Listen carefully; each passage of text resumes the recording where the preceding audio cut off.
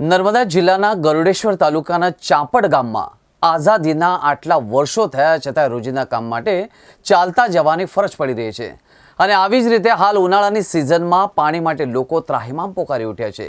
લોકોને 21મી સદીમાં પણ પાણી માટે 9 કિલોમીટર ચાલીને નદીએ પાણી ભરવા જવું પડે છે। ગ્રામજનોએ કહ્યું કે અમારા ગામમાં પાણીની સમસ્યાના કારણે આ ગામમાં કોઈ દીકરી આપતું નથી। ગુજરાતની જીવાદોરી સમાન નર્મદા ડેમના પાણી કચ્છ સુધી પહોંચી ગયા છે, પણ ડેમની આસપાસ આવેલા ગામડાઓમાં હજી પણ પાણીની તંગી જોવા મળી રહી છે।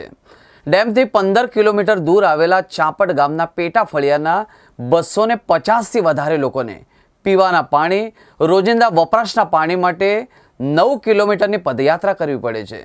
આ ફળિયો વિકાસથી જોજને દૂર હોવાથી અહીં માળખાકીય સુવિધાઓનો પણ અભાવ છે।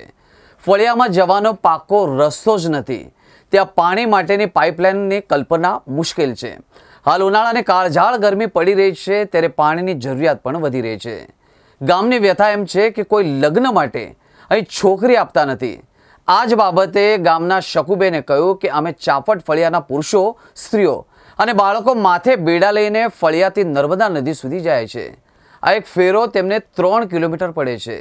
દિવસના 3 ફેરવા મારવા પડતા હોવાથી તેમને રોજ 9 કિલોમીટરની પદયાત્રા કરવી પડે છે।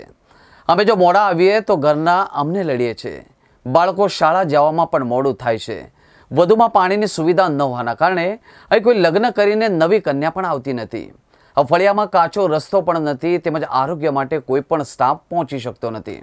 અને તેમજ થોડાક સમય પહેલાં, એટલે કે 4 થી 5 મહિના પહેલાં આ ફળિયામાં એક ગર્ભવતી મહિલાને અચાનક પીડા થતાં જ ફળિયામાં તમામ લોકો બધા મળીને પાયલબેન નરેશભાઈની ધર્મપત્નીને આરોગ્ય હોસ્પિટલ સુધી પહોંચવા માટે જોડીમાં રાખીને આરોગ્ય હોસ્પિટલ સુધી લઈ જવામાં આવ્યા હતા, પરંતુ રસ્તામાં જ ગર્ભવતી મહિલાએ બાળકને જન્મ આપ્યો હતો। પાણી માટે રોજ 9 કિલોમીટર ચાલવું પડે છે। કોઈ દીકરી પરણીને આવવા તૈયાર નથી। અમારા ગામમાં પાણીની કોઈ સુવિધા નથી। અમે નર્મદાથી પાણી લાવીએ છીએ।